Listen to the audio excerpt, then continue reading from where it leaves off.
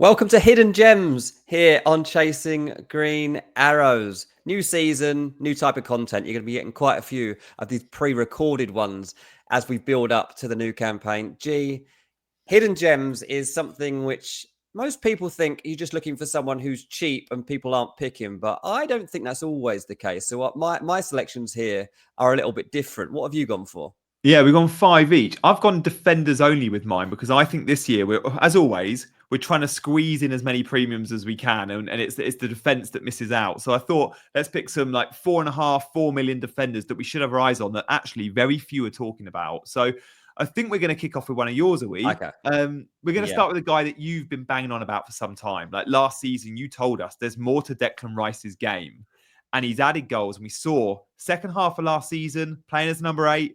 Free kick worldies in the Champions League. Like Declan Rice at 6.5 million is still a good buy, isn't he? In this new number 8 box to box role. I think he might be better buy than ever. Like he hasn't really had much temptation in FPL to get there. But these new rules too around the defensive contributions make him even more appealing. So twice in the last 4 seasons, Declan Rice has accumulated the highest number of defensive contributions. And now we're getting to see that combined with his attacking threat, which is growing every single season. He's going to be on more set pieces. He's going to be driving towards the box. He's going to be hitting them from distance. He's also going to be arriving in the box to score goals. At 6.5 million, I think Declan Rice will be underestimated, to say the least. Now, obviously, the defensive contribution aspect is a new part of this game. We'll do a separate video on the new rules and stuff and how the points are going to be changing. But I've seen people talking about Caicedo and Tarkowski and Murillo and how they are the guys that you need to target in terms of defensive contribs. But Declan Rice is right there with all of those guys, but now also has the protection of Zubimendi helping him on that front so that he can go and get the goals. Yeah, it's a really good point, mate. We do a video tomorrow on Chasing Green Arrows about the new rules, and over the last 4 seasons, Declan Rice has had the 2 best defensive contribution scores in every player in the league over the last 4 years. Both were when he was at West Ham and playing slightly deeper, but still, he's got the skill set. Okay, from Declan Rice, let's go on to another one of your picks in terms of hidden gems. Well, we're talking about a variety of players today. And next up, we have Bryan Mbeumo. This is a bit of a hidden gem because I don't think anyone's looking at Mbeumo in a United shirt. Nobody's looking at him. I'm not. And he's not hidden in the sense that, like, he's not high profile enough. He's one of the most high profile transfers of the summer. And he's one of the best FPL players out there. He's one of the highest scoring players in the game from last season. People are forgetting. He returned 236 points playing for Brentford. He got 20 goals and 9 assists and had a really strong end to the season where he had like 4 consecutive returns. And he's now being signed by one of the biggest clubs in the world to give that attacking impetus to them, which they've been crying out for. Like, he was the best value player based on starting price last season. Obviously, there was the penalty taking aspect of it, which he had at Brentford, which we don't know that he's going to have at Man United, but we don't know that he's not going to have that at Man United ever. Like, to take the pen straight off of Bruno, maybe slightly unlikely, but for that to change throughout the course of the season, not necessarily unlikely. So I think landing now still at 8 million, being a Man United asset, for me, that's the same price as Cunha. And I think that those two, perhaps on a par, but for me, more appealing now than Bruno Fernandes, because Bruno Fernandes is likely to play deeper as a result of Cunha and Mbeumo playing as the 2 10s. Interestingly, Mbeumo and Cunha are the 2 players who most overachieved on their XG last season. So I'm not sure if that's a good or a bad thing, but either way, I do think Mbeumo's a hidden gem. Yeah, okay, nice. Look, we're going to get, when I say my 5 players, they are not as fashionable as some of Dean's. So I'm glad we're starting with the more popular picks. And guys, if you're enjoying the video, likes and subscribes would be really, really welcome. We're trying to change how we do things on Chasing Green Arrows. We're still doing the lives involving you lot twice a week, but we want to do some cool pre-packaged 15-minute videos. Yeah. Next up, Dean, who we got? Let's have a look. You've brought us another player that's, well, on some people's radars, but you could argue Kelleher, yes, he's been the most popular of the 4.5 goalkeepers, but he's not the most fashionable club anymore at Brentford. He's not, yeah.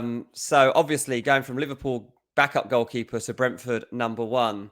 But the main point here that I want to make, G, is that we should be looking at 4.5 million goalkeepers. And as soon as the game was launched, all I wanted to know was who's my 4.5 keeper, because that's where you get the value. Last season, Sells was the guy. He's gone up now. He's not 4.5 anymore. But to use Forest as an example of somebody that was kind of just like a bit meh at the start of the season, turned out to be one of the picks of the season. So you would have got Sells at 4.5 million, returning 145 points. The best goalkeeper you might have thought from a profile perspective would have been Raya at Arsenal. He was 1 million more, and he only got 5 points more. And the best goalkeeper in the game ended up being Pickford, who was 0.5 more than Sells and got 158 points. So not a drastic difference there. 4.5 million goalkeepers are king in my book. And Kelleher, at the moment, seems to be the best one at that price point. Petrovic might become one. I don't think we can say that right now because we're expecting Sanchez to be the #1, or it might be that Chelsea even sign another goalkeeper. Yeah. But at the moment, Brentford's Kelleher at 4.5 million is the best pick, I think, that you can get for a goalkeeper. Yeah, and look, with bench boost, we need to use a bench boost now. First half of the season, you probably need a playing bench boost keeper, right? And if you're going for Raya like me, you don't want to spend 4.5 on a bench keeper. You're probably going for a 4 million bench keeper, and then you've got to think about bench boost. So worth noting there. Okay, next up, let's see who we got. We're rattling through these at pace, and you'll see if you want to skip any of them, guys, we've got chapters on this video. Igor Jesus. I mean, Chris Wood's done so well. But with European football, Premier League, like, do you expect Jesus to ease his way into the team, or do you think he'll start game week 1?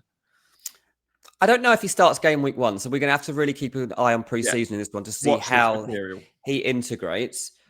But I think he's the new Chris Wood.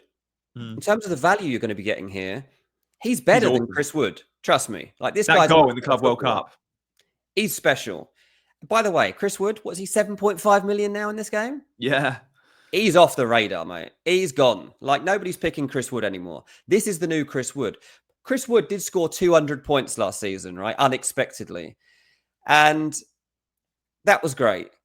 But I do believe that Igor Jesus might become the new version of him, and kind of is a budget enabler too in your front line once we start to figure out when he's going to get used. He was a breakout star of the Club World Cup, but when he arrived at Botafogo in July 2024, he was basically a backup striker. Was he? It took him like a few months. Suddenly he was in the Brazil team, and a year later he's moving to the Premier League. This guy's got so much confidence in himself. He's only 24. I've spoken to some people that around the deal that were interested in whether it would come off. And they're like, this is a great signing. This lad is going to bang. I don't know if it will be in the first 2 or 3 weeks of the season. Yeah. But have him on your shortlist because at some stage, he's going to be great. There's a few teams like that. I look at Everton and I'm like, is it going to be Beto that starts, or is it going to be the new guy they've spent money on that also looks very good? Yeah. So we'll watch this space with a few of the number 9s. And look, advice for game week 1 is probably to pick the players you know will start. And Jesus is maybe too risky, but keep an eye on him. All right, next up, who we got? I think Dean's given us my final one, mate. Yeah, my final hidden gem is Jarrod Bowen. Now, I'm not entirely sure he should count as a hidden gem because he scored 193 points last season in a terrible campaign for West Ham. Obviously, he's had a position move, which not many people have had, but Bowen, somewhat surprisingly, has been shifted from a midfielder to a forward. He got 13 goals and 11 assists last season.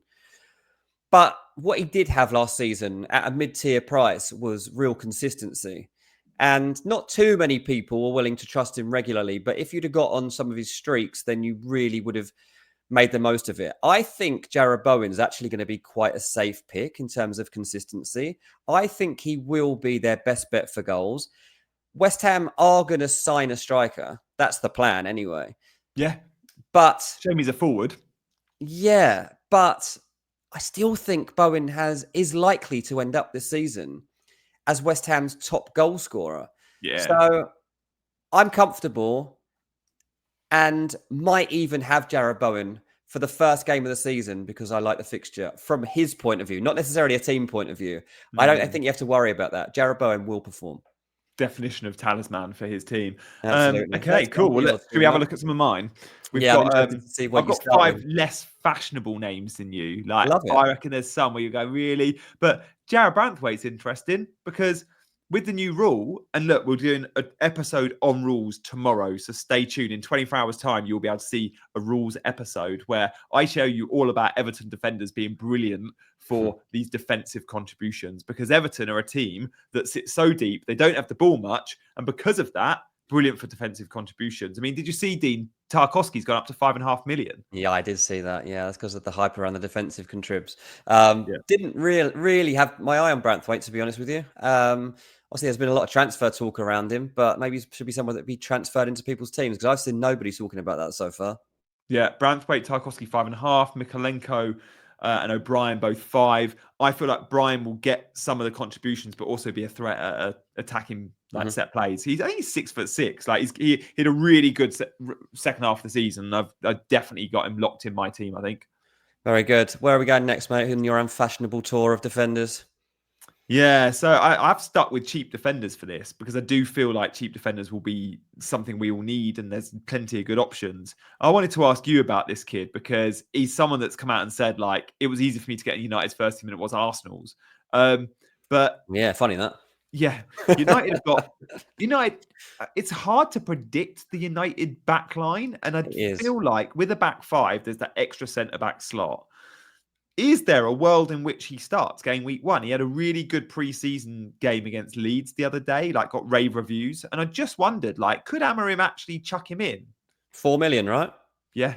4 million. I mean, absolutely great filler. I didn't really have my eye on this one as the moment the game was released, but Heaven will definitely get game time for Man United across this season. They don't have reliability and consistency across that back line. We've seen how many injuries they pick up in defence, and they're going to be giving out opportunities. Heaven's already started to get opportunities.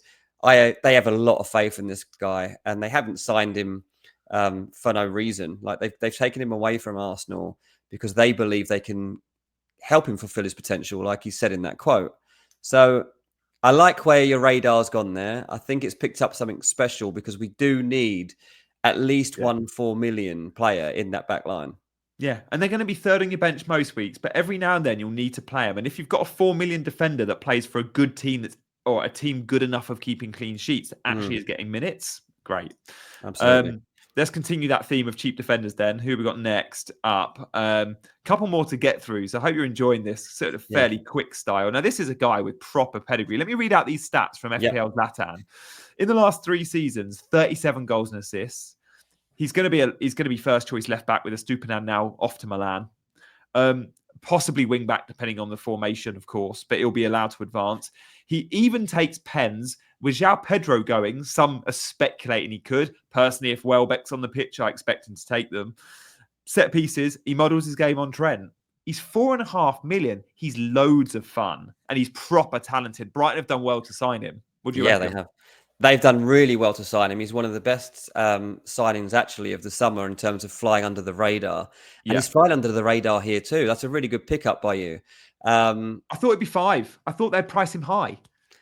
I don't think people have a complete awareness of just how good he is. Yeah. And this is, you've got to trust Brighton's recruitment techniques and know that they are finding people that they know fit.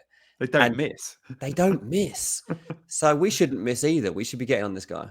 Yeah, I was looking at Brighton. Like they can pluck out a Caicedo out of nowhere and turn him into a £100 million player. Cucurella the same. João Pedro, okay, done it at Watford, but yeah, Cuyper could be one of the next. And actually, they've spent another gem not on my list. 35 million euros on a Greek striker earlier this window, an 18-year-old Kostas. And I'm like, wow, like he's probably going to be a worldie because Brighton don't miss. Actually, I've got to say as well, as I do quite like Belieber at Brighton. I didn't put him on my list. Brilliant for the recoveries. I do wonder if he'll also become a good asset. Yeah.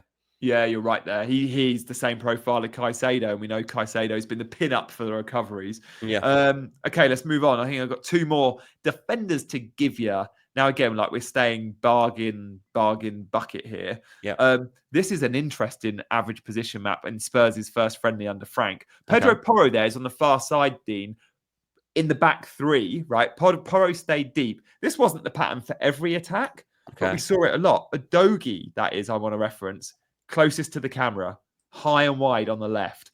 It's a back three in possession Okay. and a back four when defending.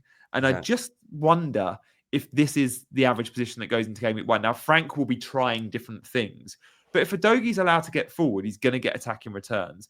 He's 4.5 million. We spoke about Van der Ven on our live show. Van der Ven's a great option. Didn't realize he was 4.5. He could be better than Udogie because you're guaranteed the minutes, whatever.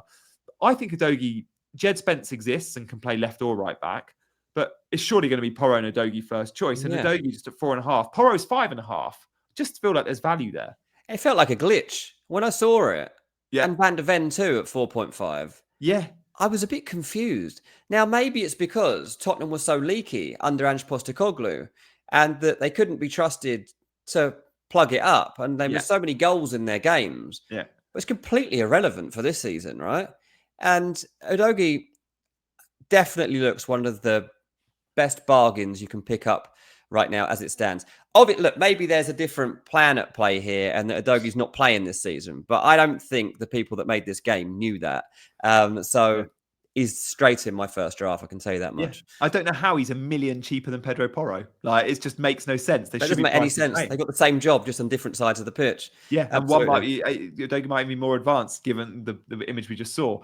Okay, next up, who we got? We've only got one 4 million defender in Haven. The others are all in 4.5, and there are a lot of 4.5s. I haven't mentioned Konza and Gahey, players like that, but one I've put straight in my game week 1 team. I like Wolves for clean sheets, and Agbadou is an absolute controller at the back that wins so much. 97% dual win percentage. Like, he is going to mop up those points around tackles, interceptions, blocks, clearances.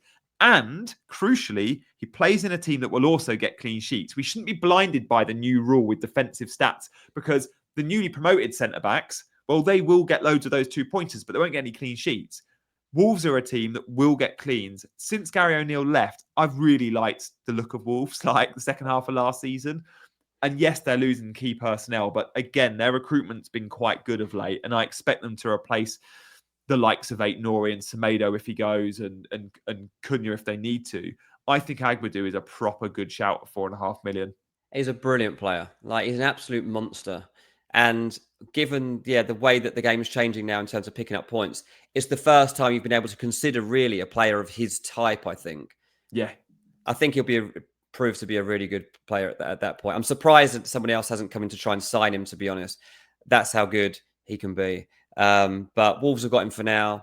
I would trust it going into the season and see what joy it brings you. Was that your lot? It was, mate. Yeah. I mean, my summary is 4.5 million defenders. There are so many options. I think we can have 2 in our teams and probably squeeze more money in the attack. Absolutely. That was good fun. Those are our hidden gems on Chasing Green Arrows. Please like and subscribe. Please like and subscribe and come back and join us next time.